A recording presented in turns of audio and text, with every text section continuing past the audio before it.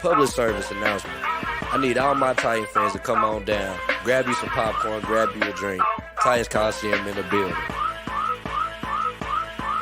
Yeah, not, boy, I'm in the game. Still ballin' out, never change. I be rapping my hometown for the whole city, really knew my name. Boss talk, I don't do favors. Yeah, we signing deals with the top players. We just started this lifestyle. We be having all kind of haters. I'm a madman, they better come get me. Wanna box me in, but I'm too shifty. If they come at me sideways, I'ma stiff on me like Derrick Henry. Now listen, we're not the same. EA Sports, boy, I'm in the game. I be rapping my city, dog. Got a Titan logo hanging on the chain. Big money, big moves. New stadium on the way. Nashville, we hold it down. We the one team that you don't wanna play. They be trying to talk down on us. I just laugh at them and I walk away. I don't tolerate disrespect. Might shoot a fade, penny hard away. Big money, big moves. New stadium on the way. Nashville, we hold it down. We the one team that you don't wanna play. We be putting in the hard work, so we coming in with all kind of skill. I be living in the end zone. My finger roll like Tannehill. What's poppin'?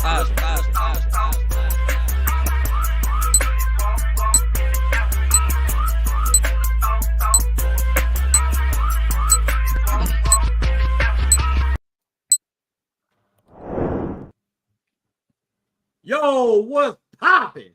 Welcome to the Titans Coliseum podcast, man. Hey, make sure you like, share, subscribe, tell a friend about us.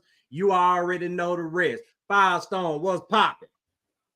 Man, I'm happy to be here. We got a dub. We spoiled the Jags, man. We got a legend in the building, man. I'm just excited and blessed to be here, man.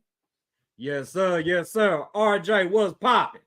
Man, I'm feeling good, man. You know, I got to hear all them Jaguars fans talk about how trash the Titan was all season. Just supposed to put them out the playoffs, just like they did us last year, man. You know what I'm saying?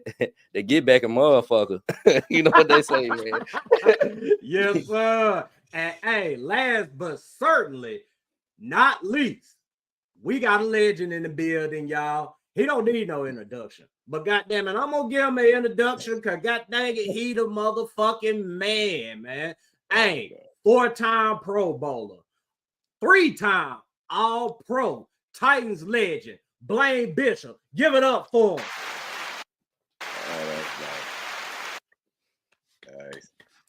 Yo, appreciate Blaine, it, guys, pop? Man. Thanks for having me on, man. Y'all got me hyped up, man. I may be able to run down the tunnel one more time, man. Man, I'm telling you, man, we need you. No, man. I give one play. I got to play deep middle.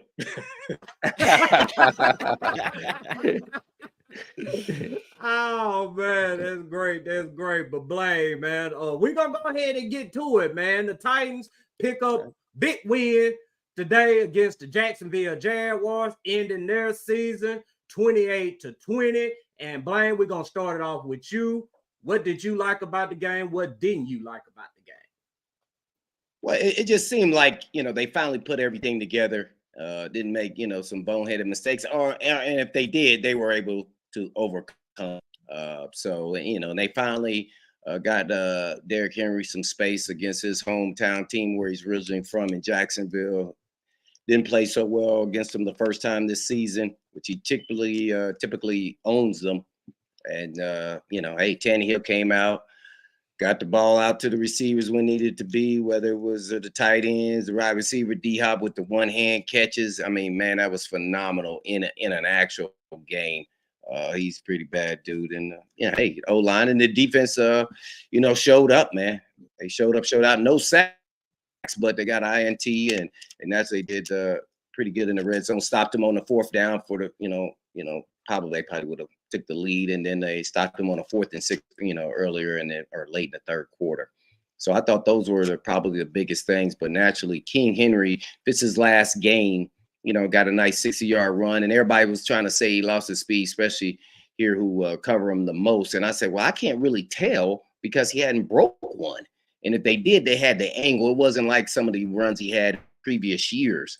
And so in this one, even, I felt like he showed that he still had breakaway speed. The guy had the angle. He actually slowed up so he could make sure he didn't get stiff-armed because he didn't want to get embarrassed, which was smart on his part, just on how to play. And you have to slow play. There's a time to be aggressive when you're a safety and last resort guy to make sure you get him down. And there's a time to be slow play it and make sure you got the right angle so you can get him down or squeeze him to the sideline because the sideline's another man.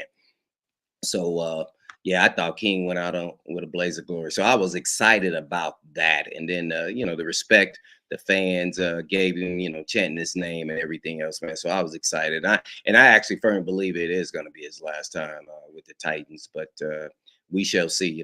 Nobody really knows, not even Henry or organization right now until he gets a free agency. Yeah, it was big. At least you go home in a positive note, knowing you're not going to the playoffs, and then you spoiled the Jags, as you guys mentioned, from going to the playoffs as they did to us last year. So yeah, man, big win, big win. Right. So I want to ask you about this right here.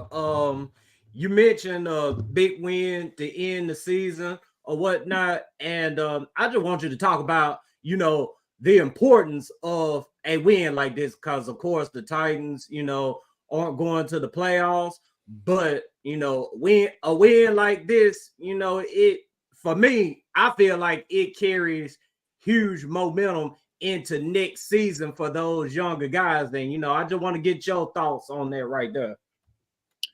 Yeah, naturally, you going into the last game and you're not in the playoffs, so you have to find a way to get that edge as an NFL player. And sometimes it's individual things that you're incentivized to do that you have in your contract. Sometimes it's to show that you can be a starter in this league. Sometimes it could be to show your backup, get some film, the eye and the sky don't lie. It's a business. And as much as when you get out there, you can't think of it that way. But when you're approaching it, game in and game out, week in and week out, that's how you got to go about it. You go out there and play to the best of your ability and prepare and play hard. And that's one thing this team did all season, even when things weren't on line, as they play hard. And that's what you get in the National Football League, because you're playing for something other than the actual team you're playing on. I thought they did really well, and they finally, were able to overcome some of their mistakes even today. So, it all played out. And then, I think Tannehill and King, I think that was their hurrah, and they went out in a blaze over these last 5 years. It's interesting to see what people think of their memories of Tannehill and what their memories of are the King. So it's gonna be a little bit different, I think. And they were together and they did a lot of things really good, and the success of the team in a team game. But I think King is gonna, be on that mountaintop and eventually be getting into that Hall of Fame.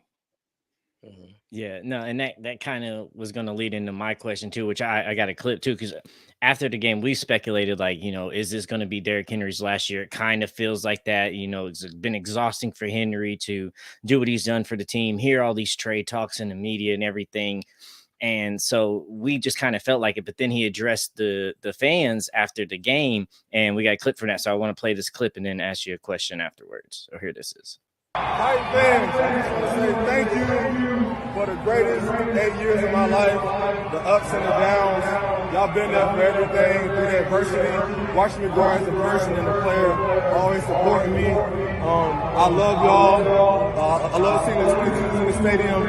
Hopefully I was an inspiration to all the young kids and everybody in the community. Just thank y'all so much. Man, God is good, and tighten up, baby. Nothing left to be said. Ladies and gentlemen, Derrick Henry, the King.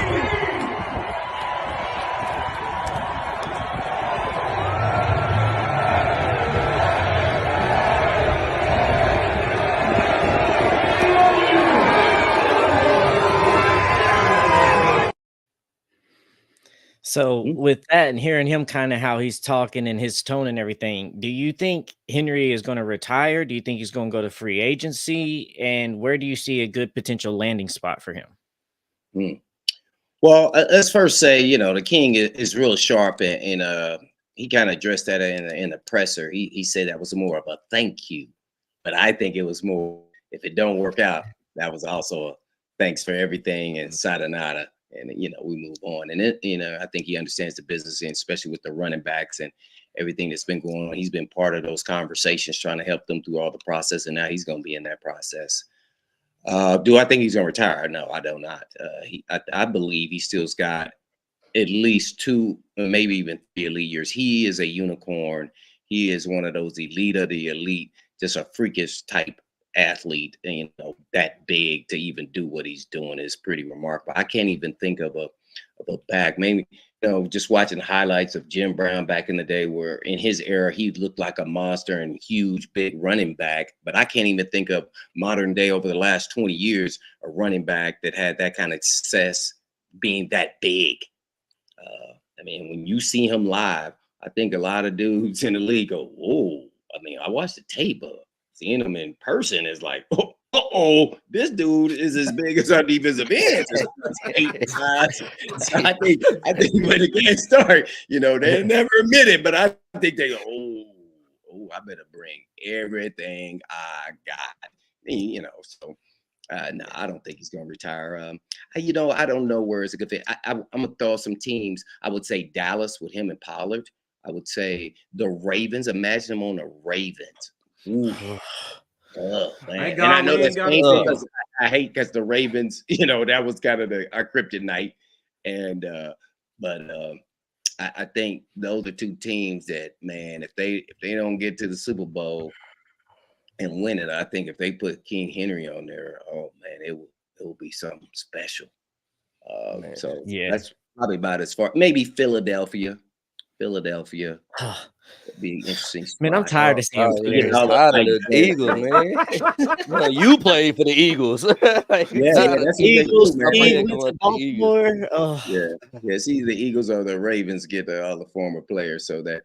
Kind of work hand in hand. So you just never know how things play out in the offseason and then the draft and free agency. So but he'll be somewhere, and I think the key will be for what price, you know, like a good back, you know, veteran backs who's still good, and that and low rate is like 4.3. And then where does he go from there? Does he get a little bit more than that, less? What is his role? Here the role was he was the featured guy. Now that's going to be different to adjust when, you know, you go to another team and maybe you're not this featured guy. And then if you know, don't get things going quickly, then they kind of go to the second and third guy. So that's going to be interesting to follow, because there's parts of Henry's game where some games you feel like he's not getting it going. And that could have been a lot because of the offensive line, but he had a decent line. I think those days happened where you feel like, man, if we had a smaller back, he would have hit that hole a lot faster. And I could say Henry continued to get better at that. And that was probably one of his, you know, small weaknesses that he has to his game, is hitting the hole faster, because he's a long strider, long-legged guy. So it takes him longer to get to the hole.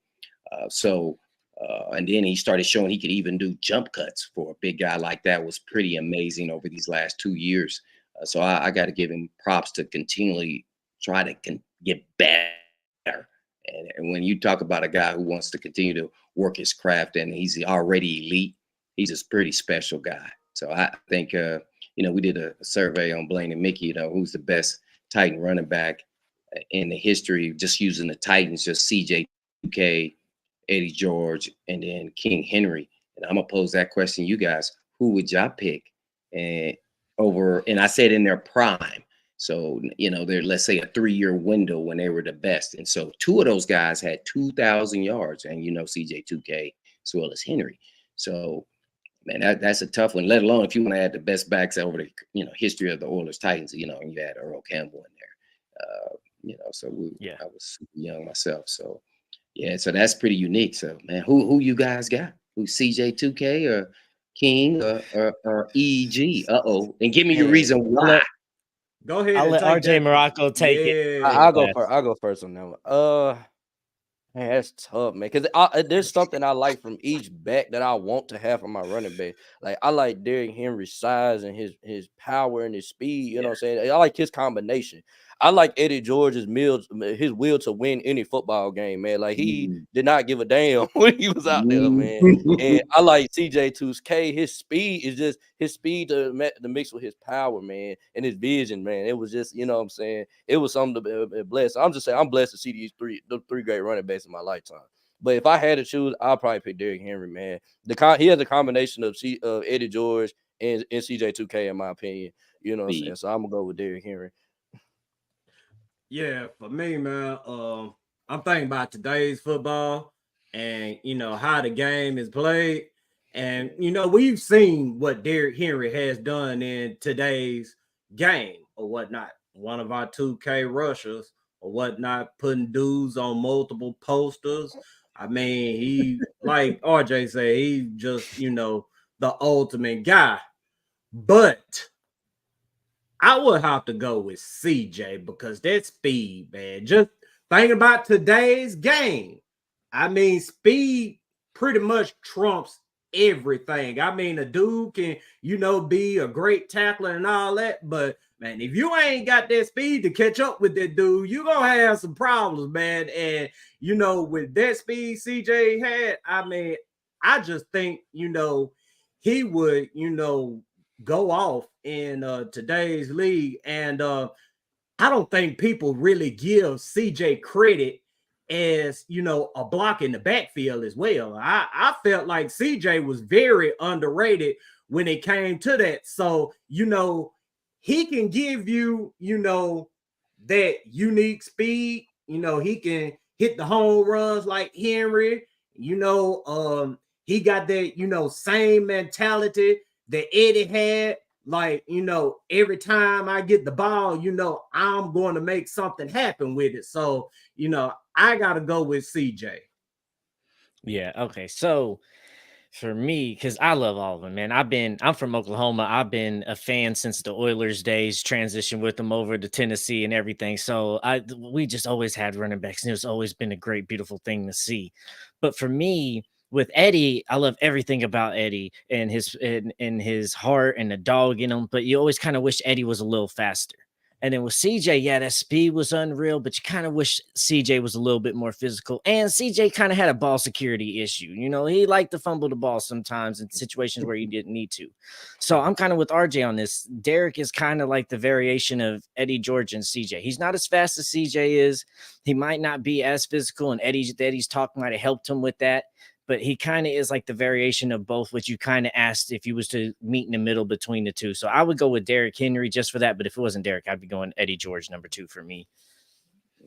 But because that's good too. But I wanted to ask you as well, for this season, looking back now on the 2023 season, I know we addressed and said like the O-line is just atrocious this year. But what do you think is the biggest issue this season for the Titans? Is it if it is the O-line, is it because of personnel? Is it because of coaching? Just like what needs to help fix that? Well, if I knew the answer, I'd probably be the GM, but they don't listen to me. But naturally, I would take a tackle with the 7th pick. They still stayed at 7, so they're going to have the 7th pick. So whoever they evaluate as the best tackle. But in this season, I thought Dillard kind of just wrecked the whole offensive line. I'm going to just say that, and I've said that before. On Blaine and Mickey is just 145 is just because he was supposed to pan out. They gave him basically 3-year, $30 million almost, and he has some incentives in his contract as well. So basically, been out there today, he might have hit some of them. But he had all the athleticism, but something was missing, and Philadelphia knew it, so they let him walk because he does have the physical tools. And when I say that, I'm talking about athletically. He can compete against some of the best when you talking about run, pass, and jump, all those things, as an athlete, running routes. But that shows you the best athletes aren't always the best players if they don't work on their craft and continue to get better. And that's just what he was. And I don't think he was just a dog. He something was missing, and I think more so that than anything else, because he got worse over the season. And so you could say it's coaching, but ultimately the player has to take responsibility for what he's doing out there. And he got worse over time. Today he was okay because naturally they didn't have any sacks up, but this is the first time I could ever even say that. And I didn't even think they could get worse than I called him twice daily last year. And I'm like, it was just like, what are we doing here? So if they get that fixed, I think everything else can maybe fall into place. And here's I'm going to give you an idea of what I would do. I would move Brunskill to center, let Brewer walk or be a backup center guard combination. Move Dylan Radins to right guard, as long as he quits false starting, because you can't fix everything in one off season. Maybe get another veteran right tackle, but MPF, see what he can do. MPF was just okay his rookie year. This year doesn't even really count. He got injured and he was suspended. He was just okay, and I'm just giving him an okay. That was a C. left side, Skoronski, as the season went on, he got worse. And I don't know if it's because he had the surgery and then he lost weight, but and we could also make excuses for, he didn't have a left tackle, But at the end of the day, now today he looked back to Skoronski where he was looking before he had the surgery. So a lot of people want to move in the tackle. I never viewed him as a tackle. I know that's what he played in college. I don't think he has the foot quickness. He is nowhere near Andre Dillard's foot quickness. See, and that's what people can't. And when they're evaluating, all these coaches and scouts, man, they're breaking down all the different things. So I never questioned them about having him at left tackle or guard. I thought he was a guard. I said he was a guard the whole entire time because he's a technician. He has great technique, like he's been in the league already.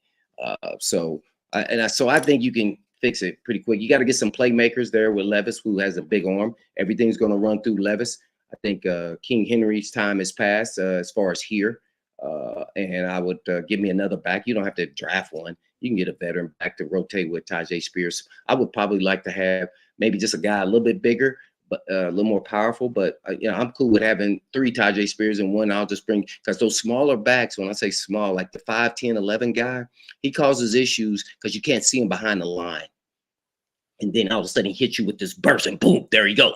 And then all of a sudden now you upper chase it. So I kind of like the smaller back. Oh, by the way, I like CJ2K on that question, just because and he could jump cut like Barry play his last season in the league, my rookie year. He reminded me of the jump cut, but with more speed and burst. I'd never seen anything like that. And I used to games, and every time CJ2K touched the ball, I felt like I was watching a high school game. And that's the only time you stand up and you say, every time he touches the ball, he's going to score. I never thought I'd ever feel that in an NFL game. I felt that way with CJ2K. Every time he touched the ball, he was going to score. I doubt that for a little while there with King Henry. And that's what we all know. My teammate, Eddie George, is more of a power back, and I'm going to bruise you and punish you till you submit, which was really our whole team. But he epitomized all of that. So I think they can fix some things on O-line, but I think coaching too was part of the issue. So, we'll see where that all goes. But Vrabel likes hiring guys he knows, and I can't blame him. That's most coaches. But see, the difference between me and Vrabel, like how I would approach hiring, I want to win so bad. I'm gonna hire the best guy. I don't have to know. All I got to do is know that you're good at what you do, and then we're gonna roll and we're gonna ride because I like winning more than anything else. That's just kind of my philosophy, and some of the things I think are a little different than him and some of the other coaches too. So to me, that shows a little flaw in your character, because that shows you're a little insecure as your coach, because you don't want anybody to test you. So when they say, no, we're not going to do it that way, I'm an O-line coach, this is the way we got to do it. Then you got to say, okay, you the expert, let's do it then. And then if not, then the repercussions are, when we get in this meeting, I'm going to get you after the game. We're going to have that conversation. So that's just kind of how. All right. I guess that goes right into my next question, and that's we're gonna talk about the Titans moving forward, man. And I've been on here talking about, man, we need some type of identity change, man, and maybe we should need to get away from us running Derrick Henry 30 times a game, and let's try to get to what the other team's doing, and that's throwing the ball over the field. But if Derrick Henry does come back, say he does come back, do you think the identity can change? Man, that's a real good question, because that's the one I haggle over. I just really don't think it can. And I think this now is time for Levis. I really do. And nothing against King. I just don't think it can change because of the history here that he's already had success. So whether whoever's the coordinator, Kelly or whoever, I think you got to move forward without the King.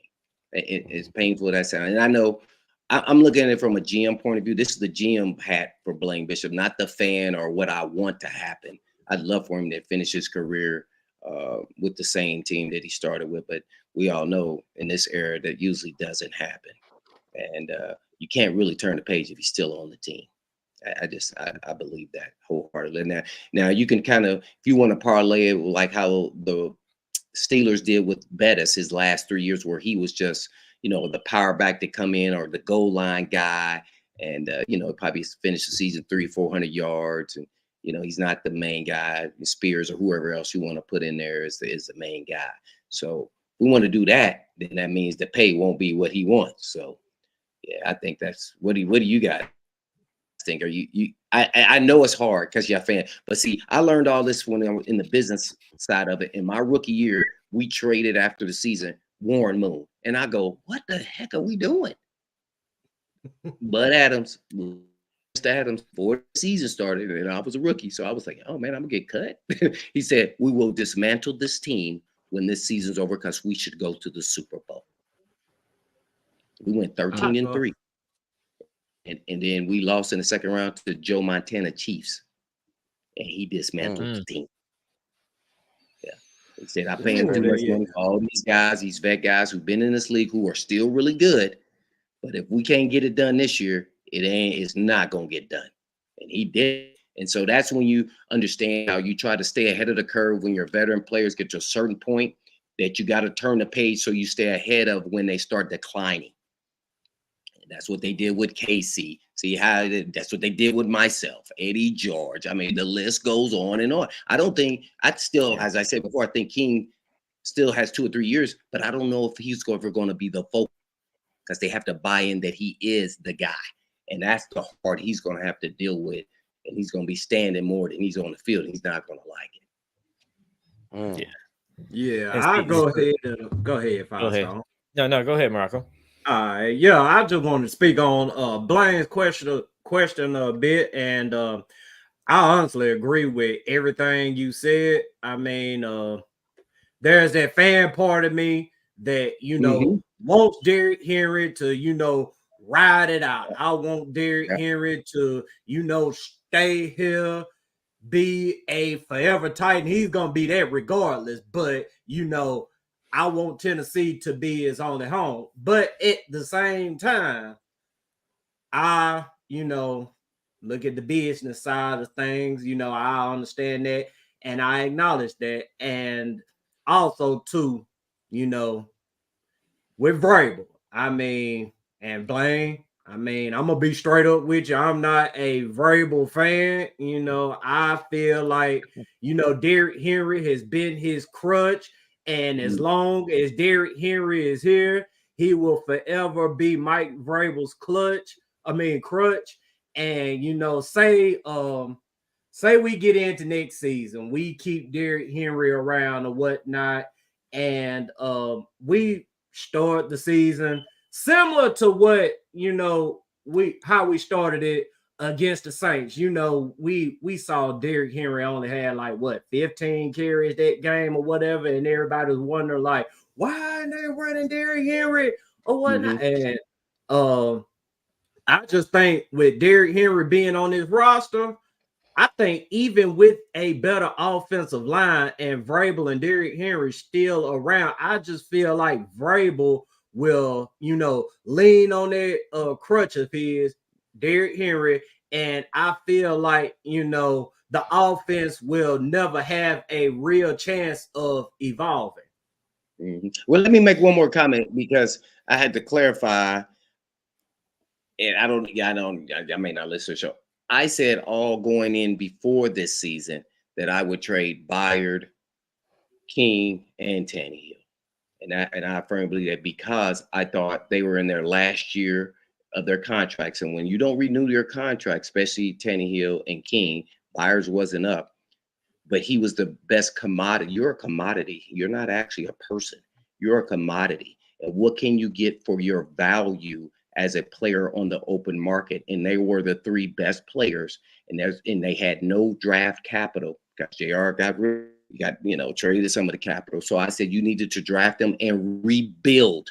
They refused to believe in that. And I think that may cost Vrabel. He thought that they could. And it plans out that they couldn't. And I stuck with that. And I know everybody was mad. I love Byard. I love the King. And I love Tannehill, actually. But I'm looking at it from a GM's perspective. And new GM comes in. Guess what? It's time to turn the page. And they didn't turn the page. And this is what happens. I've seen it before because I was part of it. I saw it. I thought, why are they doing that? Why did they trade Warren Moon? Why did they? Yeah, all these dudes. Sean Jones, William Fuller, we had guys all over the place. So, and that's the hard part from a fan perspective. And I get it. And I've been part of the process myself. And, you got to embrace it and say, okay, it's time to get a fresh start. And I thought that's what they did. And it's hard for the fans, but now it's Levis's team. So now what do you want to do now? You got to get him some playmakers, continue to grow the offense. See, I don't know what we got in Burks. And then, get you some corners, which I said they should have drafted the last years, and they didn't. Not high enough. And then see where you're at. They got the front, so they're good there. I mean, it's decent. Right. So, you brought up Kevin Byard, Blaine, and yeah, I love Byard. He's the best safety in Titans history. That's my opinion. Salute. You tell yourself. And Michael Griffin used to be number one, but Byard passed him. So where do you put yourself at? 3. Okay. That's why we rock with you, Blaine. But yeah, I don't know if you've seen the Kevin Byard comment from yesterday, but pretty much he was talking about, his experience in Philly so far. And y'all can see the quote up here. I'll try to go through it real quick. He was pretty much talking about, the leaks that's going on in Philly, Philly, and they lost again today, which, Philly fans, they don't like losing. But there's been, a lot of talks up there about, certain players, causing friction in the locker room or whatnot. And Kevin Byard said, and I read the last part, I feel like there's leaks everywhere. It can be very decisive in a way. It can kind of force players or whoever it may be to almost protect themselves. And Blaine, we know that you went to the Eagles, you played there, whatnot, about that Philly culture or whatnot. And I just want to, get your thoughts on KB. And is he homesick? Well, I think that can happen when you're at a place as long as he was and in the leader. And it was a transition for me as well. And then your role as a player is different because, it was Brian Dawkins' team and Troy Vincent's team. And then now my voice is not the one to being heard. And now I got to sit back and, ride with that. This is their team, so I think maybe that happens. And then the Philadelphia media is much more aggressive.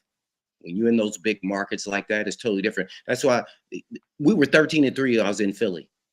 They act like Andy Reid was on the hot seat. That's why I said Vrabel's on the hot seat. You can't lose this many games in 2 seasons and not be on the hot seat. It's impossible. But nobody here wants to say it. Almost like they're to say it.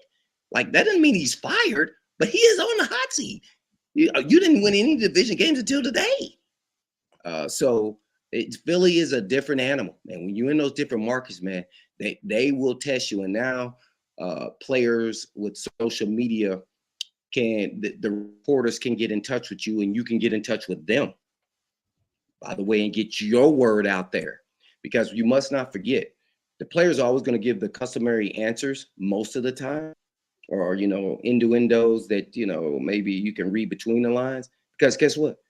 They ain't going to bite the hand that's feeding them. So they can't speak truths like that. In Philly, you can meet somebody, say something to them, and then you tell the media, hey, man, this dude is what's really going on. And then, boom, it blows up. I mean, it's sad to see because I really thought Philly was going to go back to Super Bowl and win it. They may lose in the first round because of all this division in the locker room. And it's totally different, though, man. It's a different area. I understand completely what he's talking about. And he had to get adjusted real quick. And I think he's just playing okay. I thought he would be playing a lot better there, too, as well, Byard. But there's obviously, you change coordinators in the middle of a season. Man, what the heck is that? And that came from up top. And I know Lurie, man, he's a great dude. So the owner, so it doesn't look good, and then Hurts is playing just okay. And then there's some people saying he's playing hurt. And then they're talking about they should put Marcus out there and start. I was like, whoa, this is crazy today. What? They found out real quick today that ain't the move. Yeah, no. You see how quick they turned on Jalen Hurts, bro? Like, man, but 2 weeks ago he was an elite quarterback. They was doing that. I remember they used to do that with Donovan McNabb, man.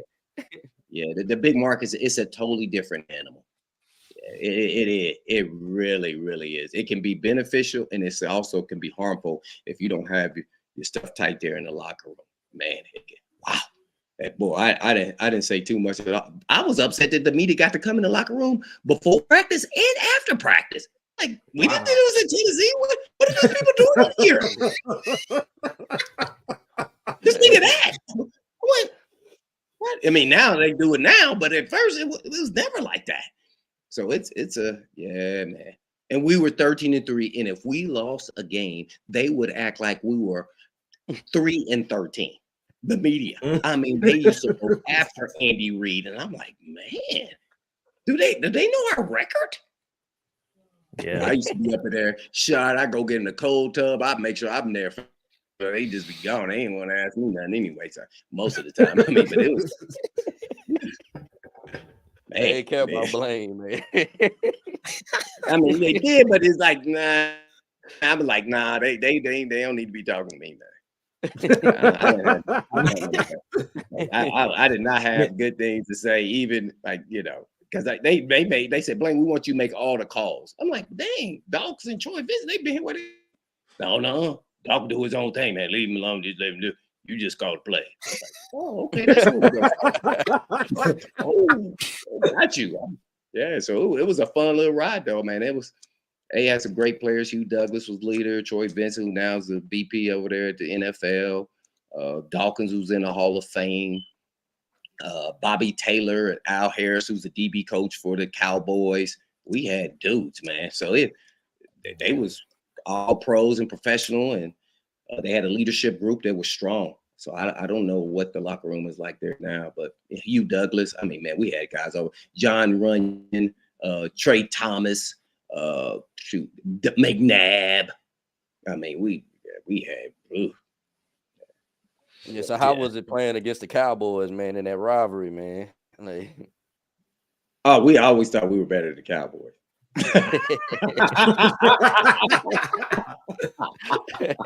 Meanwhile, they winning Super Bowls. I mean, when they had Irvin and Emmett and Troy, man, that was a big deal when I was, especially with the Houston Oilers. That was a thing. I mean, we played them over in Mexico. I mean, every year in preseason, we would scrimmage them. I mean, it'd be fights all over the place, man. It was crazy, man. But they would get it done when it came to the playoffs. So I got to give Mapper. They had a great offensive line too, man. Emmett, yeah, oof, man. They had some destroyers. Yeah. So we've kind of talked about this and touched on it a little bit, and chat's been going through it anyway. So I might as well go ahead and bring up this question. I was going to bring it up a little later, but I'll bring it up now. I have been known on this show, Blaine, as Mike Vrabel's attorney at law, as much as I've had to defend him. This is about to get real good. This is about to get real good, because I do everybody what they've been saying on the show. I do give him that there's things he has to change and coaches changes. We do need those things, but my thing is that my question for has been, is Vrabel actually been able to do that because he hasn't been in the coaching tree like some of these other coaches? So has he truly been hiring his buddies and some of these lower coaches because that's absolutely who he wants? Or is it because he doesn't have enough credibility around the coaching world to actually bring in some other coaches? We saw Eric B last year turn us down for an interview and not want to come here. So can Ram possibly help us bring in coaches where Vrabel's just a coach that had 4 or 5 years of coaching before he came into the league?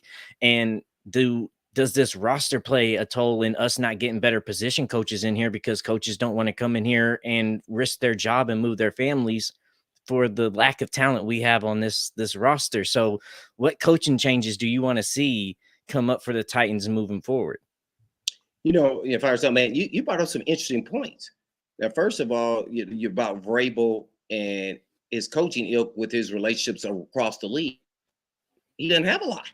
So that's why I think he actually, this is an opinion, that's why he's hiring guys who are kind of being groomed up. Now, he learned all this from Belichick when they had the assistants learning from the actual guy that was there. And then he elevates them up. He's done some of the same exact thing, even though he wasn't a coach under Belichick. He was a player. He was very observant. And I think some people around the league probably think Vrabel's tough to deal with. I think that's another thing, especially when you're a veteran coach in this league and you have, some skin in the game, and you've been in this league a long time. So I think all those things you touched on. Now, Vrabel and I'm gonna call it upstairs. Coaches, head coaches hire all their coaches, and they don't get involved in your coaches. You hire them, you fire them. You just let us know. We can give you some advice, or we can tell you, hey, you need to change the OC or the DC or the O-line coach. And then if he says no, then he got to go. So that's kind of how it works from upstairs to down. They kind of want you to hire your own guys. Just imagine if the head honcho at any company, it doesn't even have to be sports. You want to hire the people that you think can get the job done. So you let them pick. You want them to be successful. So I think it's on Vrabel, to be honest. I mean, and so that's really where it all starts to me with him on that. The organization really don't tamper in with the coaches. He can hire all his coaches. I think it's actually in his contract. Okay. Because I was just like, man, hopefully Rand would maybe be able to come and maybe bridge some of those relationships of like, okay, maybe I can give them a call. Maybe because they don't know Vrabel. They didn't know John Robinson before, who was an early GM too. So it was a lot of unknown. Amy's getting new back into it. So, and then the roster just kept getting demolished by J-Rob. So why would position coach want to come here when the O-line's changing? There's a new wide receiver core every year for the past 3 or 4 years that we have. We trade away our best players. And so I was just like, it's kind of hard on Vrabel to bring in some of these guys as you don't have that relationship, and then the roster don't help. So maybe Rand can do that. And then if Vrabel is going out the door, then Rand, why wouldn't you go ahead and bring somebody in that might be your guy that if we fire Vrabel in the middle of next year, you already got your guy you can elevate next year and kind of have that process started.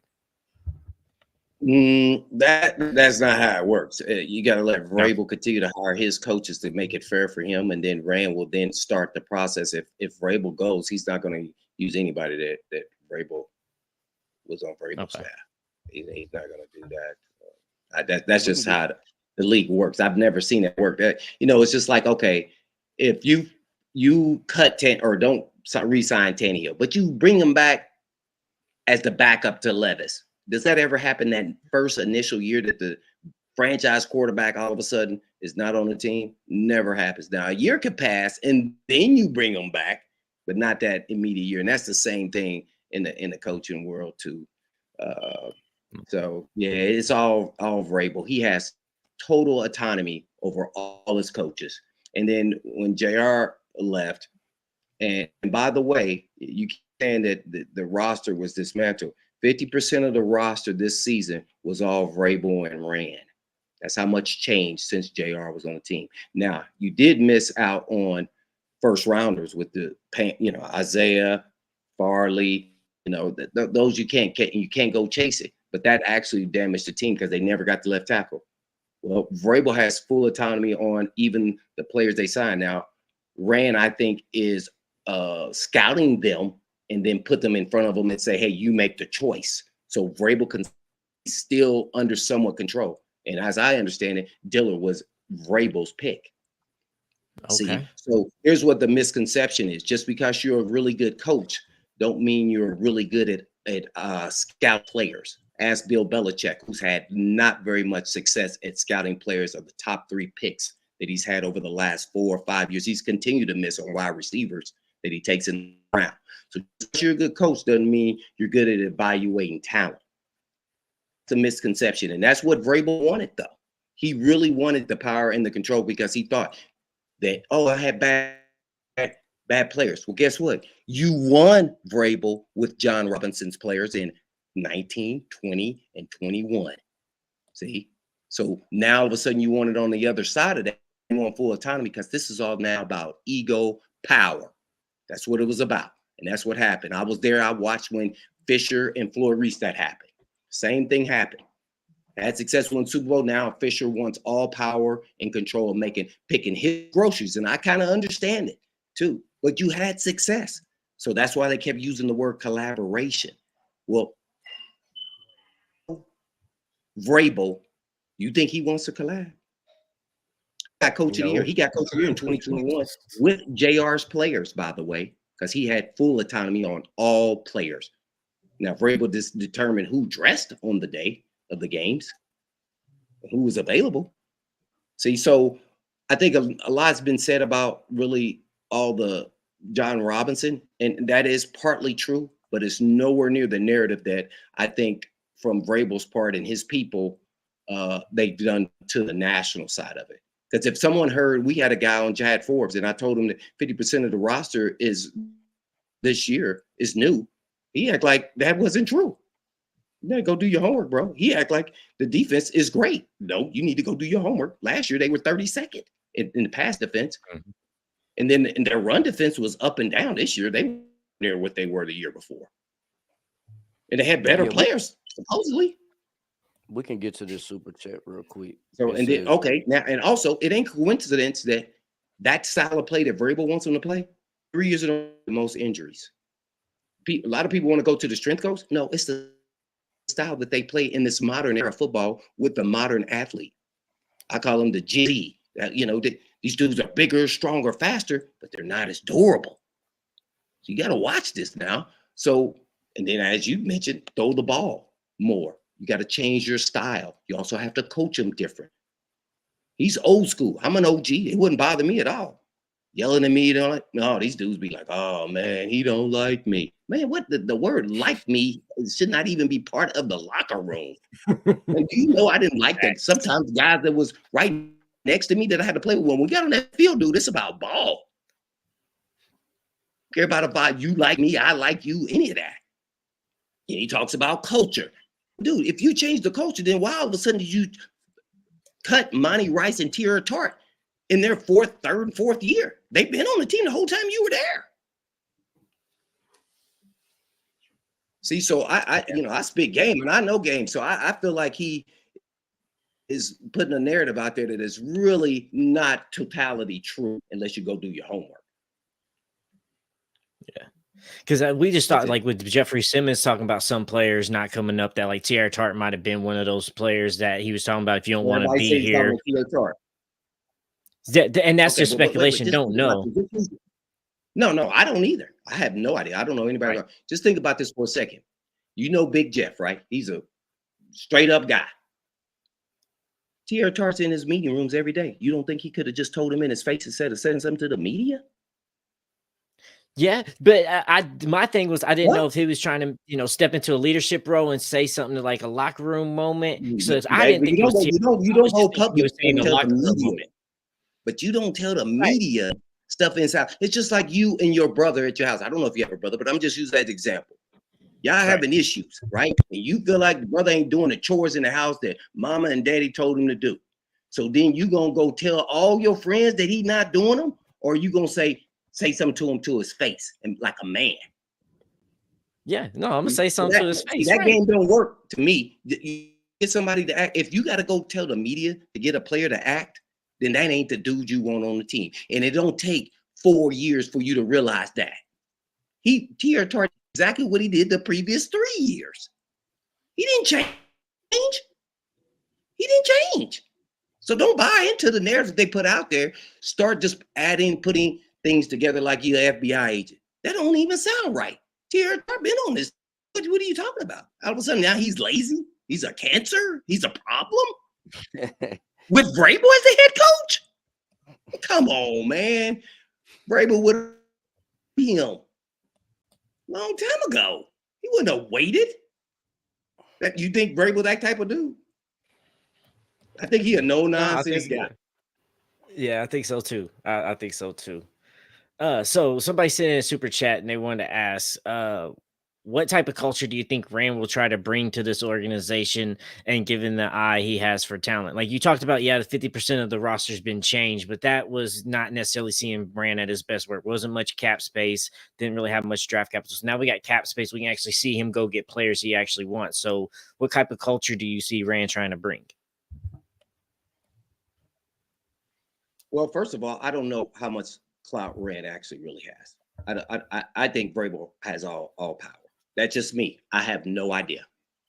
I think Rand does what I said earlier. I think he evaluates the talent and he lets Vrabel pick him. Because he wants to pick his groceries. That's a guess. I have no idea. So going into next year, I can't say Rand will then have autonomy over Vrabel. I have no idea what's even in Vrabel's contract. I think he got an extension. I would guess that he has final say. Then if he does it, then why did they get rid of JR? You could just say he had 2 or 3 bad picks. Okay, that happens all the time in the first round. Sometimes they roll the dice on the first round because of his athletic prowess. Sometimes not because he was a great player, but just he's so athletic and gifted that they say we can coach the rest. That's the guys that go in the first round. Their athleticism is off the charts. I don't know. I really don't. If it was me and if I was making a guess, I would say he's gonna do what he did with the 49ers, and he may try to get some of those 49er guys. We saw what Ronson doing. If it was me, I would be trying to get Slovic, the offensive coordinator, make him come over here. Now, you can't make a lateral move, I don't think, but that means he have to be then the head coach. See, that's what I said is Duran and Vrabel was never going to work. It's an arranged marriage. So now you're forcing it. And then now Rand has hired 2 people to this left and right of him. So now it's even 3 people in Vrabel. So I don't know where this is going to go. I really don't. I think Vrabel's one of those like Belichick. He's a guy who knows what he knows, and he's kind of old school and stubborn, and it's his way or the highway. That's kind of the vibe I get from him. I don't get collab. I don't get collaboration. Like, Yeah, I mean, just I agree. Hey, we've been telling Firestone this, bro. He just don't want to accept it. No, because I don't think Vrabel has that much control. And with J-Rob was the situation was I don't think those little B picks got. I think the AJ situation was what got him and him lying to Amy about what he actually offered AJ. I think that's just what demised J-Rob. If he wouldn't have lied about that situation, even trading AJ, I still think J-Rob would have been here to this day. But I think him lying, telling Amy, hey, I offered him 20, and then you go find out and pull the sheets that you only offer 16.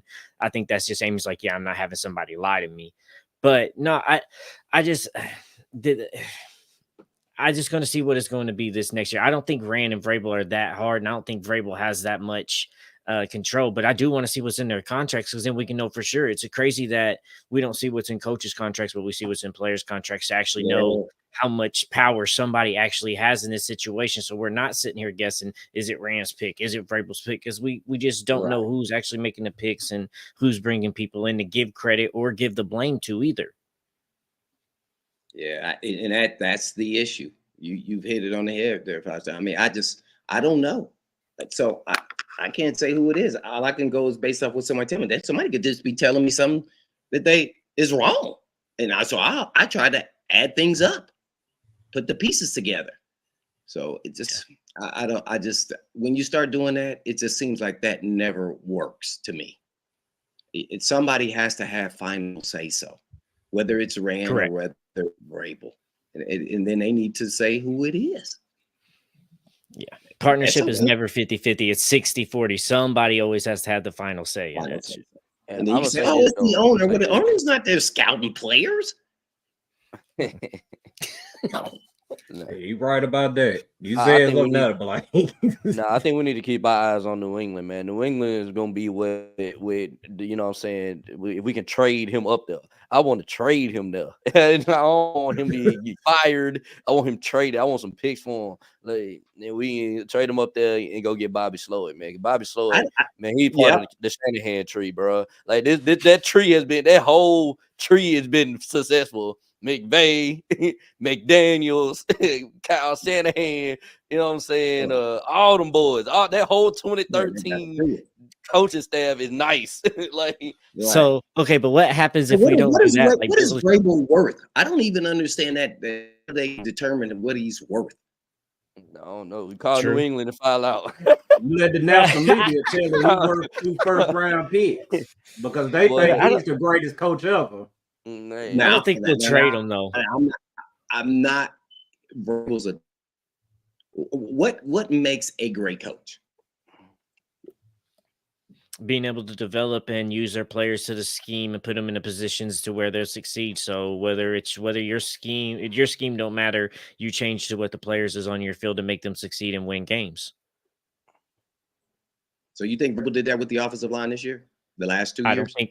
I don't think the last 2 years we've had an offensive line that could do it. Just like you said several times, last year we didn't think this offensive line could get worse, and it could get worse with the talent that we got. So that's why it's been kind of hard for me to say, is it Vrabel or is the talent? Because we've seen players leave sometimes and then not even be on NFL teams. What I think there was 38% of the players that's left Titans aren't even on teams anymore. So that's what's been a big thing for me to fully evaluate it fully. Is it Vrabel not coaching and develop, or is this offensive line truly that atrocious? Because we didn't think it could get worse than Daly, and then Dillard came in here and showed us it could get worse than Daly. Well, every player that leaves, well, I'm gonna say every player that was playing, and I'm gonna start with David Long Jr. As I said, he was a really good player. Didn't miss a game this past season. Hasn't missed a game. So that's one player right there. I mean, so I think the players that actually play, that start, they all have done pretty well where they've gone to. I would say that without even thinking about who they all are, because I remember talking about it on air. So I, player development a little bit too there with the offensive line. It's easily see. This is the difference from your point of view and view. It's easy to always say it's the player. And see, that sounds like Vrabel to me. And when you're blaming the player where you chose, it's up to you to play them and figure it out and coach them up. Say, they were JR's player. Well, this year wasn't. Dillard wasn't. He was the main cog to the problem. To me, if they would have got the left tackle right, I think other pieces would have done okay enough to make it. At least make some creases for King. So I think it's like everything else in this world. It's always a combination of things. Players maybe not quite good enough, or just who do you think Vrabel, or what do you think Vrabel thought of Brewer? What do you think? That's his guy, right? What do you think he thought of him? He thought that he was good enough to be a starter in this league. See, that's what I'm saying. It will go back to Vrabel. He picked Dillard. Yeah, See, I think Dillard. That's Vrabel. I think that Cleveland game just like destroyed Dillard for the rest of the year. How you talking about he got worse and worse, but like that Cleveland game and then seeing Myles Garrett giving you pointers afterwards and you talking about, hey, I think that right there was the moment that like it was just no turning back for Dillard. Like Dillard was done at that point. And that's not blaming nobody else, but that was just the fact that Dillard was done. When you got somebody, how do you get your ass whipped and somebody pick you up and say, this is how you not get your ass whooped again? So, I think Dillard's done, but that is Vrabel's pick. So you're right on that. Yeah. And Dillard, then Myles Garrett told him what he did against him. And I've never heard anything like that. That's why I thought it was in between the ears with Dillard. After that, he lost it, man, because I would have wanted to punch the dude after the game after he whooped my So there's no way you're going to come up to me and have a conversation about, man, these are things you need to work on, man. And what? Man, I'm going to go watch the film, man. The dude I'm practicing against the next day gonna be mad because I'm gonna think he's you and I'm gonna whoop him because I got my butt whooped. So it just that was what he I tried to be nice. He ain't had no dog. There was no dog. He was all meowing. So that's just my thought. I don't know if all that is true or not, but some of it is, and like everything else, it's 50-50. Everybody involved has something to do with what went wrong with that offensive line. It's atrocious. I've never seen anything like that. Wow. I thought they were gonna get the King killed and let it alone. Oh, by the way, I mean, they got 3 quarterbacks injured too, starting with Marcus, Tannehill, and Levis. Who developed those lines? Who was part of that line? Who thought that line would work? Exactly. I don't know. Yeah, it seems my thing is with Vrabel is like you seen we haven't. They need to stop saying he's a great coach, man. Stop. Where on his resume? I don't think he's great. I don't think he's great. I don't think he's great. I think that's the part. He's a good coach, but he's not great. Great means you got to have a resume, and the resume is win AFC Championship game. Yeah, that's not I think great. they say great because the media thinks our talent's way worse than we think it is, and they're astonished by the way he wins games with this talent, which I think they underrate our talent. But I think that's why they think it, because they don't think any other team, if any other coach was coaching us, we'd be looking like Carolina Panthers, and that might be true of majority of them, but I think that's why they try to use great. But I'm kind of with you too. He won the Coach of the Year. He's a good coach, but I don't think he's taken that step yet for great. Watch this, I'm gonna get you. He won Coach of the Year. I wrote this down. He won Coach of the Year in what year? 2021? 2021. 2020? Yeah, 2021. Yeah. 2021. The year. 2021. Yeah, the year we had all the injuries. Who picked those players? J-Rob. Uh-huh. Huh. Yeah. Could he been a one-hit wonder? See, but you could say they weren't high-level players, but then at the same time, they were J-Rod's players, and then he reversed that. See this game? Then he reversed it. Then when he started losing, it's not my players, it's JR player. Well, you won with JR's players too. So anytime somebody starts doing that, I call that politicking. See? Here's what he's doing. Instead of pointing the finger at himself, he starts darting those fingers out everywhere else. And see, that's the game that is being played here. And then all the national media who he's talking to are all Vrabel. And then the people here locally kind of won't say that he should be doing better because they continue to look at what was happening in the past. So I just call as I see it. And I think he's a good coach. I think he needs to adapt to the modern day player. Gen Z, as I said before, can't be out there. Here's why I say that.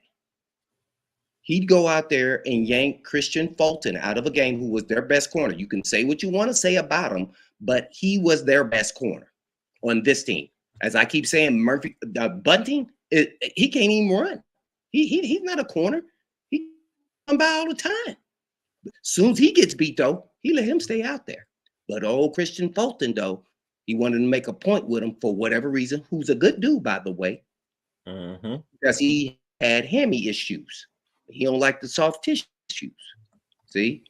And then he comes back.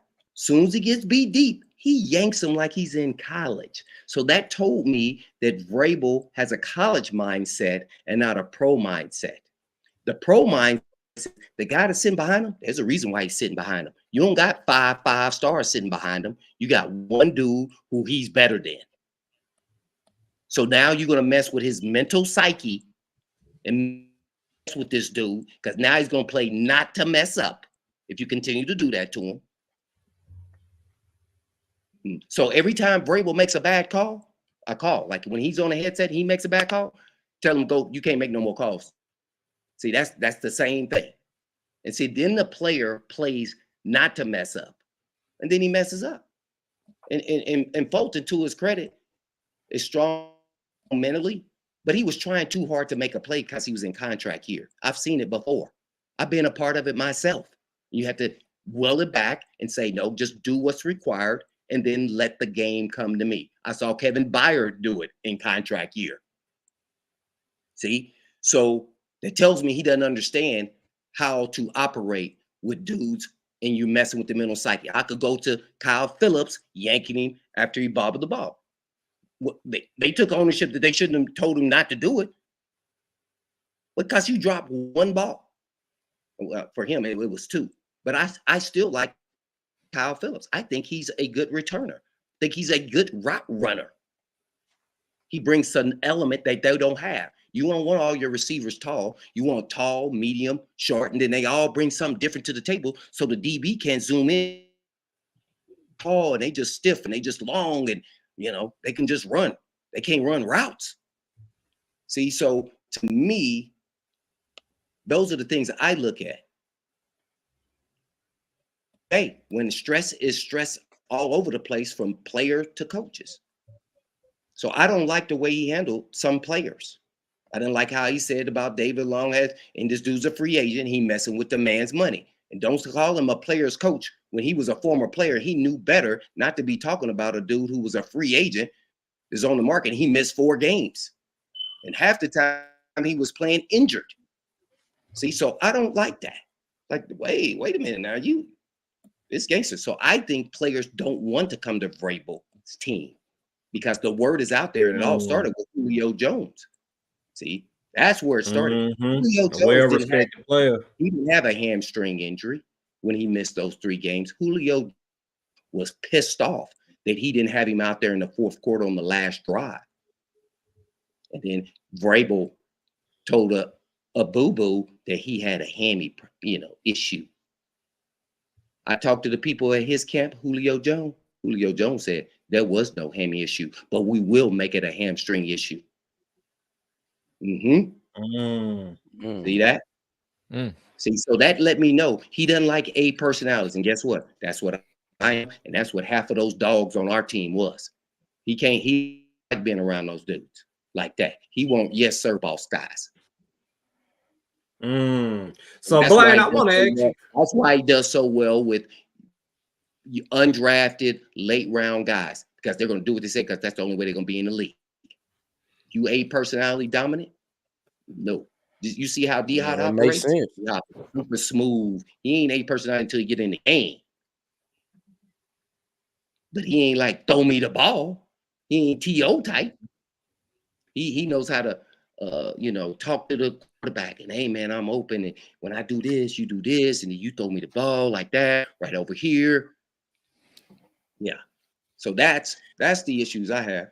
And I learned all this when I'm up with Fishbone. See, with Coach Fish. Yeah. And he so was Blaine, I hate to cut you off, Blaine, but you gave us a lot of great information right there, and you got me thinking about Treylon Burks and his situation, what's going on with him, because I know you got your I know you got your thoughts about Treylon. I know you got your thoughts about Treylon. Well, no, I like him. Did they even target today? It didn't look like it. I don't Did he get think open? they throwing the ball, bro. I don't think they throwing the ball. And there was a couple times I seen him run it. I was like, they could at least try him. He 1-on-1 with a DB. Let him try to snag on him. You know what I'm saying? Bro, it's crazy because I don't think he's targeted him. I didn't see him open. Yeah. I like him. I think he's got some potential. Now, he wasn't available, and now that he is available, they were just using him out there to get conditioning. That's what I call it. He was doing pull-out routes. And then when he get an opportunity, he drop it. Like, oh. Now it's back to cardio. Really good dude, man. Solid team player to make up what Vrabel wants. I think Vrabel, just anybody that is attached to John Robinson, he wants them out, regardless if they're good or not. And that's what I wanted to ask you. Some of the things that are going on with Treylon, I mean, most definitely, and it's kind of 2 questions, but most definitely, he's got some things that he got to work on. And that first thing, in my opinion, is his availability. And I want to ask you first, what is it that he can do in the offseason to make sure that he's out on the field as much as possible? And also, too, just, thinking back on the availability of the availability thing and everything you just mentioned about Vrabel or whatever, do you think that the Vrabel effect is taking a toll on, what could potentially be there for Treylon?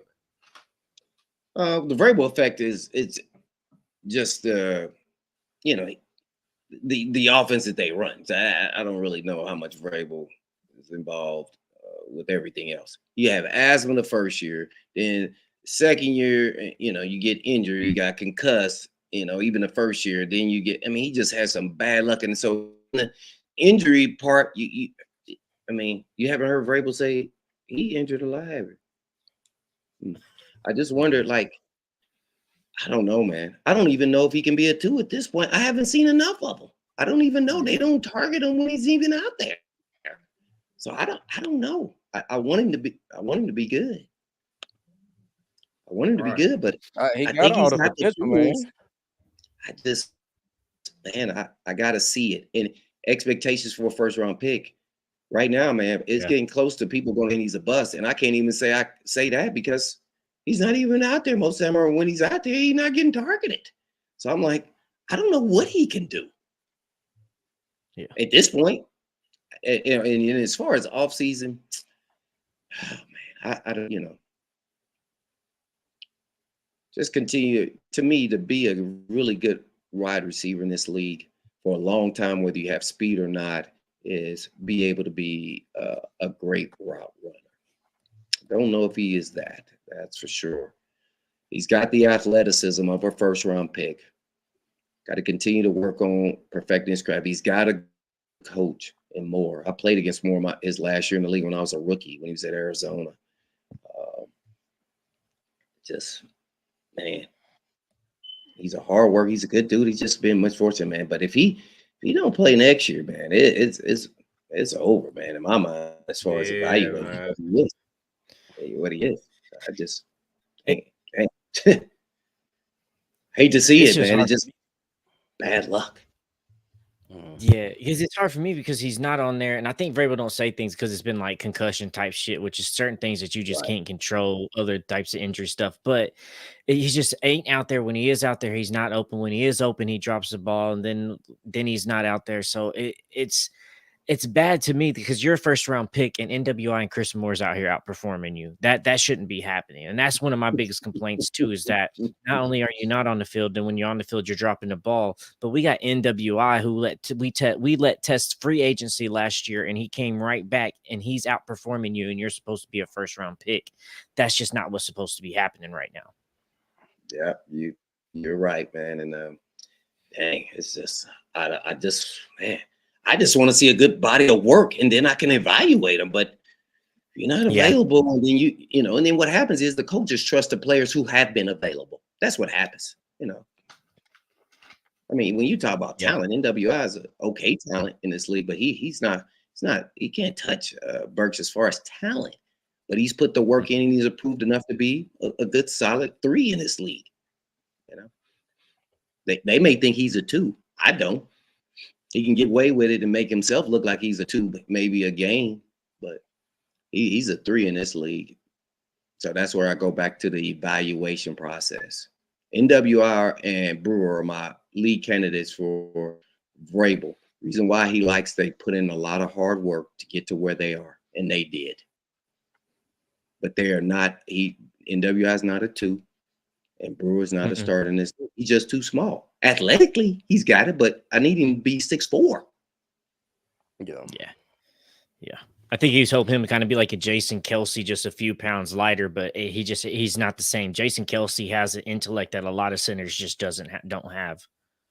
How tall is Jason Kelce? 6'3". Yeah, Brewer's not that. He's a good athlete, though. I got to give him that, and he's tough.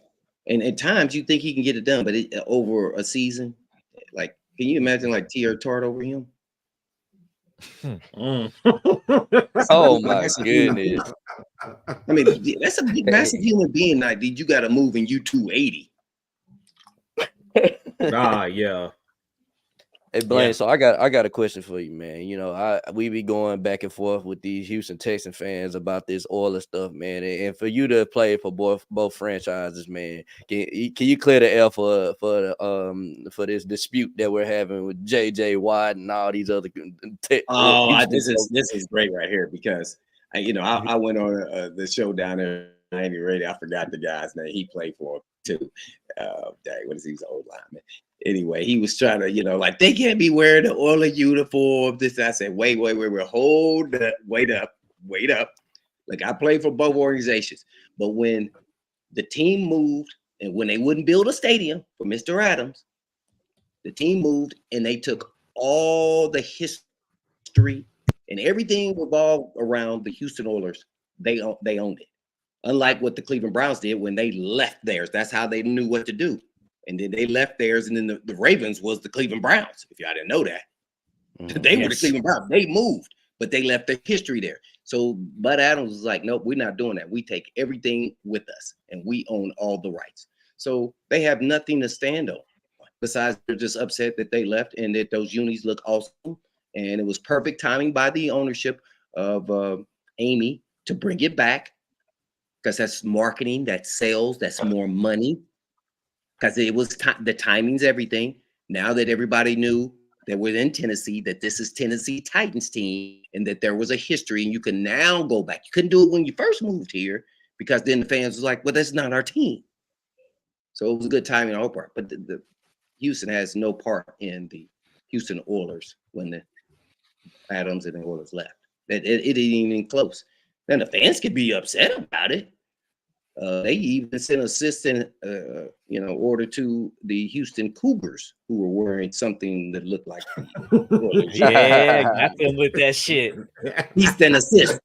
Yeah. So Blaine, So, I know you've seen they trying to change this. So the Houston Texans are trying to change their uniforms. They're gonna have this thing called the H-Town blue, and it's like a baby blue, but it isn't the same color as the Oilers. Really? And I'm like, bro, like y'all obsessed. Like this is real. H-Town blue. Yes, it's real. Oh yeah, this is really real. This is real. They're about to drop a new uniform that has the baby blue. So they're trying to be two-tone blue just like us.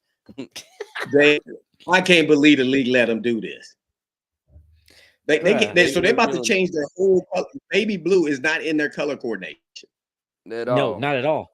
No, H-Town blue. That's what they're calling it, H-Town blue. What's more? I can't what's wait more H-Town than candy apple red? Why don't they just stick with the candy apple red? That shit's H-Town to the fucking core, bro. Yeah, but they upset and they're mad that the team left and that they took the jerseys because I don't know what the beef was. I don't know all the political. I didn't even watch this. I was with the Houston Oilers.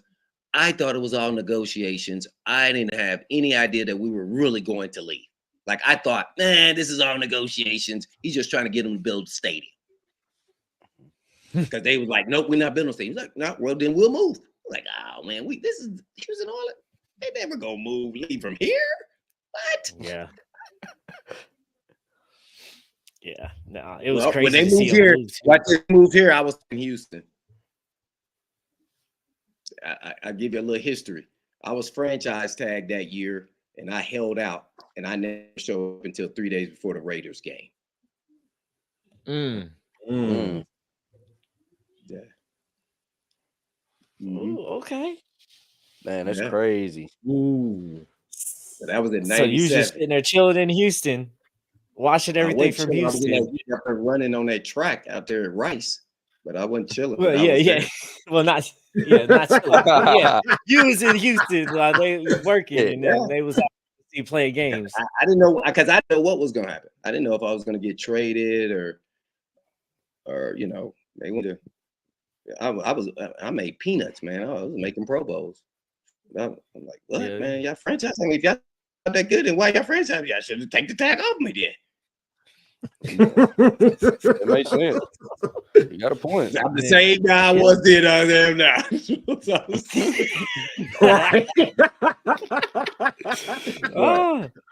All right. So I got one more question for you, and we can roll out here because I know we're short on time. Don't want to hold you too long. And I guess it's kind of a two-parter for you. And we touched on this, but we know moving forward, it does look like Vrabel's going to be the coach next year. So what do you think Mike Vrabel's biggest mistake was this season? And what do you think Vrabel needs to do to get off the hot seat?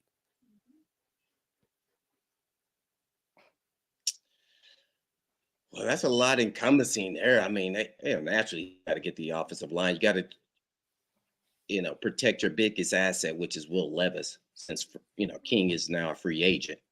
So you got to get that solidified. Seriously now. So that would be number one priority to me. He can't do that then. I don't know. What was your second part of that question? What does he need to do to get off the hot seat? So just fix that O-line, and then what was his biggest mistake?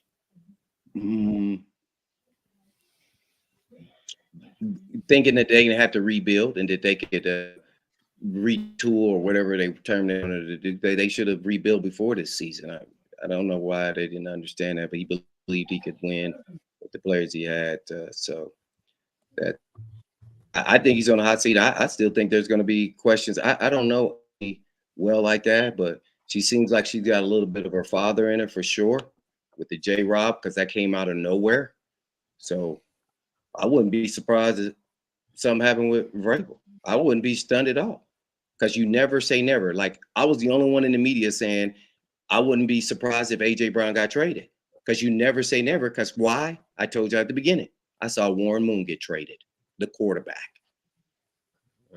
So you can never say that even if you're an elite player.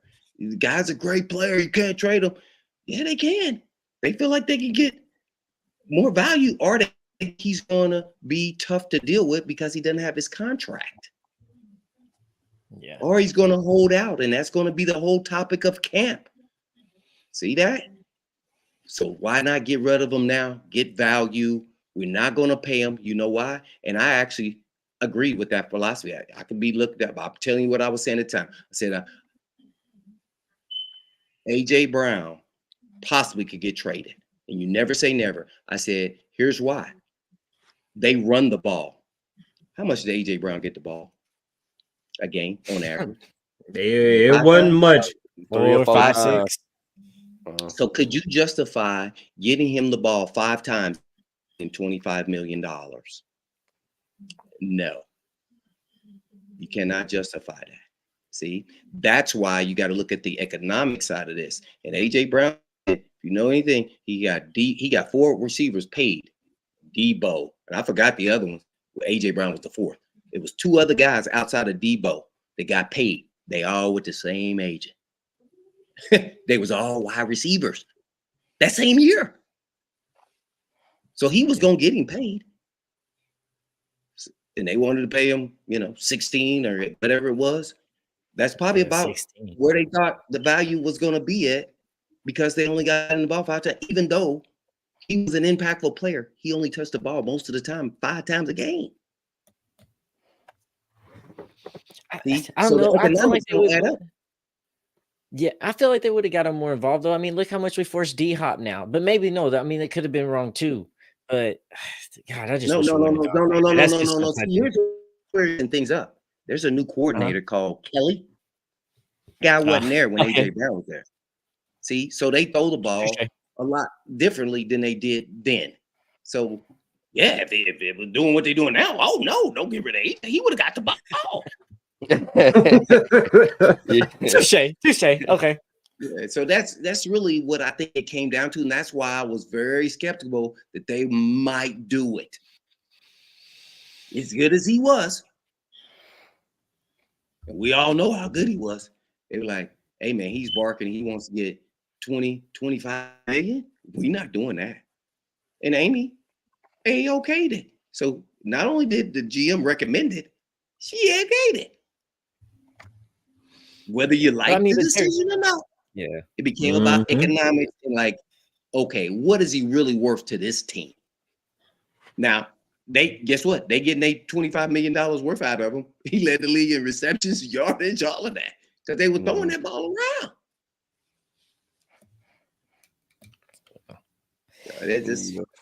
I've seen it before, man. It's just seeing them go. The fandom get in the way of business, and that's how they look at it. We are commodities. We don't look at the human side of it. So the fan part of it, then they put the narrative out there so they can make the fan base feel happy. So they try to control the narrative. Yeah. End of the day. Like they tried to do it with Byard before they traded him. Oh no, we weren't trying to trade him. Oh yeah, you were. Yeah. It happened, so they definitely were trying to trade him. Right. We didn't tell him to take a pay cut. Oh, yes, you did. I said the same thing about Vrabel. I said, bro, they coming out talking about, no, we gonna make sure Vrabel here forever. I'm like, man, yeah, okay. We heard that, man. Okay. And I know, like, I know that they look at a commodity because we don't ever keep nobody around. Like I said, I've been an Oilers fan since those days. But I'm waiting for the day that they finally let a Titan retire a Titan, and they just haven't that's why I'm kind of hoping Derrick Henry does come back so we can finally have a Titan retire a Titan rather than constantly see a Titan go to Cowboys or Titans go to Ravens or Titans go to Eagles. It's like, all the franchises have that, and we don't have that. Like, yeah, we bring these players back from Oilers nights and Titans nights and honor them and this and that. But it's like, how many of those guys are we bringing back that actually started and ended their career with us? Right. I'm going to ask you something real quick. Oh, I'm going to even give you 3-year window, 5-year window, 3, 5, whatever. Name me 5 players from other organizations that played their entire career with them over the last 3 to 5 years. Oh damn. I'm gonna give Okay, you a so hint, Ben just like think about Roethlisberger be quarterback. one. They're Yeah, so retired Ben now. They had to Roethlisberger. retire. They had to retire. Yeah, so Ben Roethlisberger, he's retired, right? So that would Right. count there. Okay. Big Ben. Calvin Johnson. Shit. But You he said said 3 the to last 3 or 5. 5 years. Yeah, he ain't been 3 to 5 years. You said 3 to 5.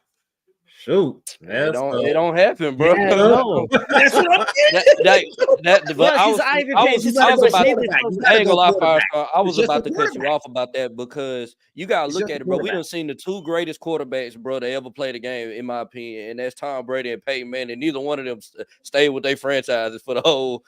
You know what I'm saying? Mhm. Neither one of them And stayed with their franchises. And I get that, but at least franchise have like, at least a handful of players that stay that way. You know what I'm saying? Steelers are going to make sure TJ Watt retires a damn Steeler, right? So That's I just wish we had some. I know it don't happen all the time. I don't know that the organization actually has a history of that, but did his brother JJ stay with the Texans? No, He didn't, but Steelers do. But Steelers, it's not about him. But Andre Steelers let Johnson, their players retire. DeAndre Hopkins. Yeah. That's what tells me is because of Steelers.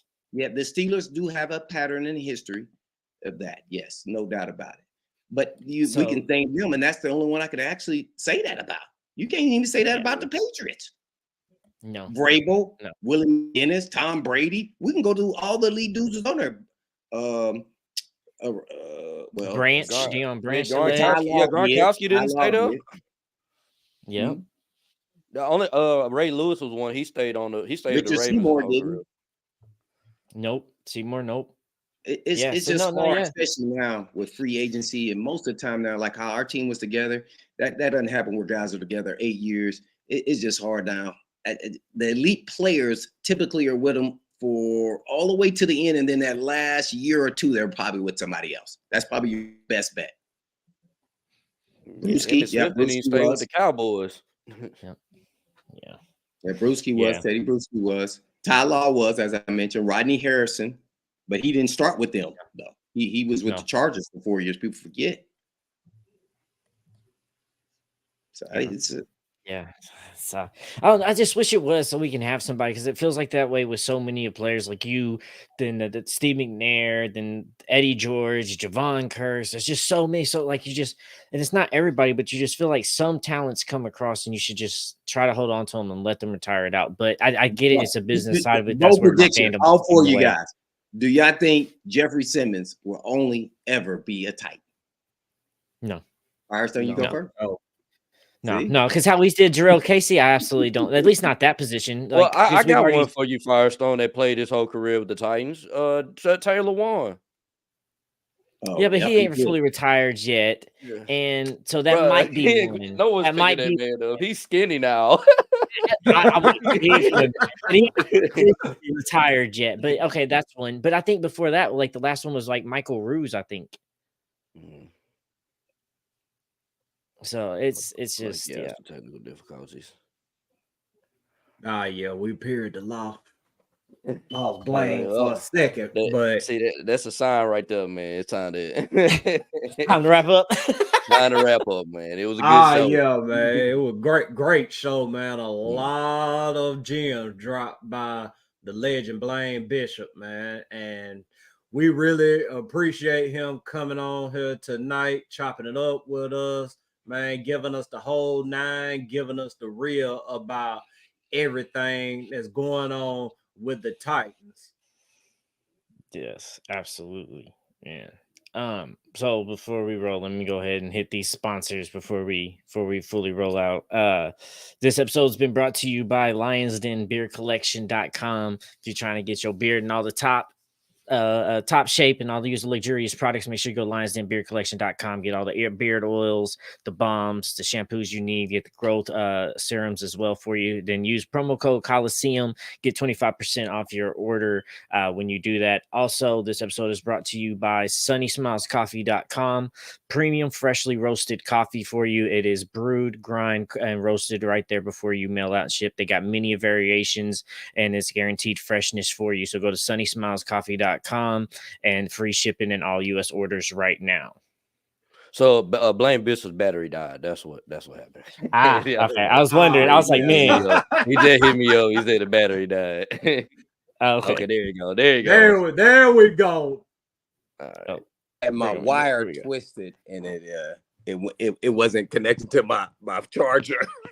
Oh, okay. Man, see, the presentation look way better now, man. I don't know what you did. Oh no, I'm on my phone. The phone. I'm on my phone.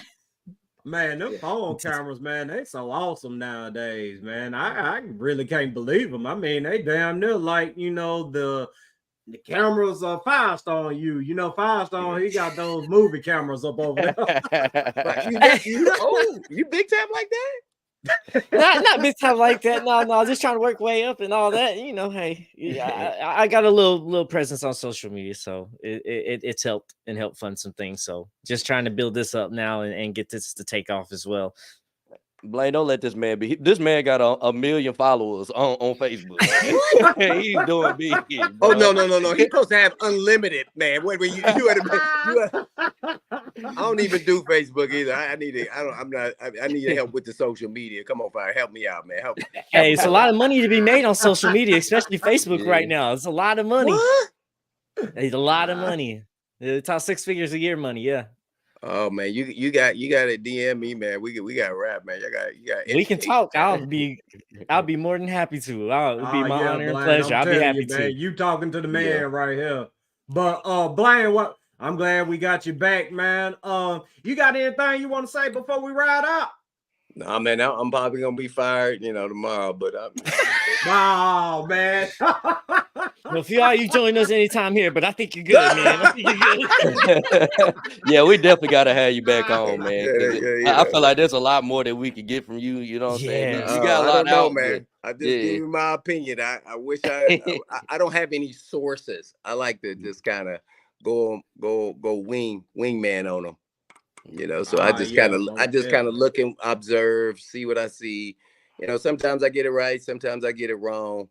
I try to be, most of the time try to get it right, at least 70% of the time. If I can bat that, I'm doing pretty good, man. So, yeah, I would say this. I wouldn't be stunned, just like I said before, never say never, if Vrabel is not back. It's going to be a good show. I just say I wouldn't be surprised. Because I tell you, Amy got a little way about her, just like her dad. As I mentioned, I threw hints. Mm-hmm. Like I never saw the JR. That was like a left hook over the top. Paulo, Creed on me. I'm like, dang, whoa, I didn't see that. So, Blaine, is that you tossing your hat into the? Is that you tossing your hat into the coaching realm, saying you might want a coaching job? Is that what we're hearing here? No. Well, I'm just a little, cornerback coach over at Independence High School, man. I yes, did my dough in that. So I had fun with that, man. Just so I could stay in tune, and that's why I talk a little bit. I'm more on the mental side of it because that's really what my game was all about, and what helped me make me a really good player in the league. Was my mental capabilities to read and react and believe what I see and beat other guys who were a lot better athletically than me to the punch.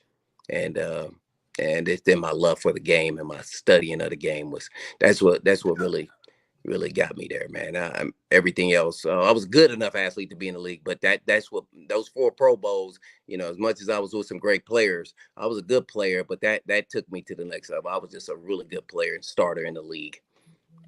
So that's how I study when I'm not playing. That's how I study still today. I'm watching the game and I'm evaluating players and what they should be coached on and what I think they should be, especially on the defensive side of the ball. I'm talking about from all layers, from D-line, linebacker, and safety corner, because I played them all, really, except the D-line.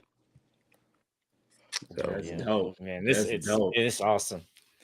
Yeah, Blaine, we gotta get you back on. We gotta get you back on here, man, so you can tell your story. Like you were saying before we got on, man. We got to get your story because I mean, man, I know you got so much to say, and it's a lot. It's a lot that people know about Blaine, so we got to get to know the real hitman. Right. Well, the hitman arose when I was a rookie. So, as I said before, I was a corner. I was physical for a corner, but I was not like I was in the league. I was not.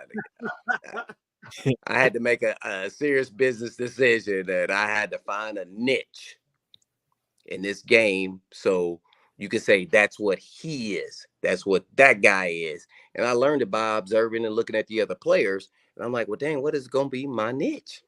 Like, if not, I'm just another dude that they can replace. They can go draft another guy the next year.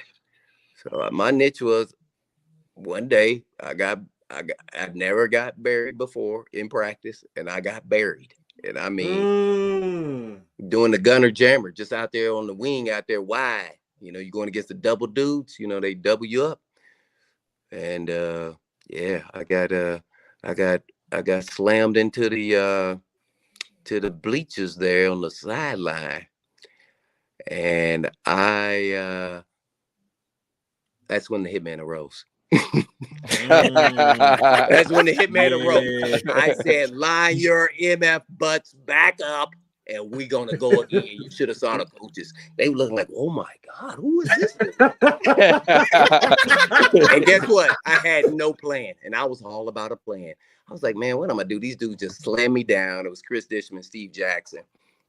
They were veterans in the league, and I'm a rookie. And they trying to, oh, this dude with the ball say he's sorry, and I'm like, okay.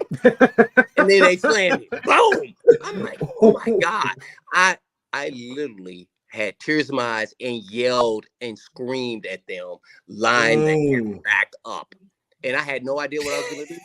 So what I did was I said, since I got slammed, I'm going to go after one of them because somebody gonna get hurt here.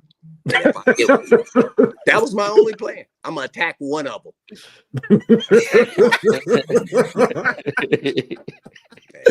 Man, that is dope right there. That is so dope, man. We most definitely got to get you on there so you could tell the whole story, man. But hey, yes, I want to thank everybody out there for tuning in tonight, man. I mean, it has been a blast chopping it up with the legend Blaine Bishop.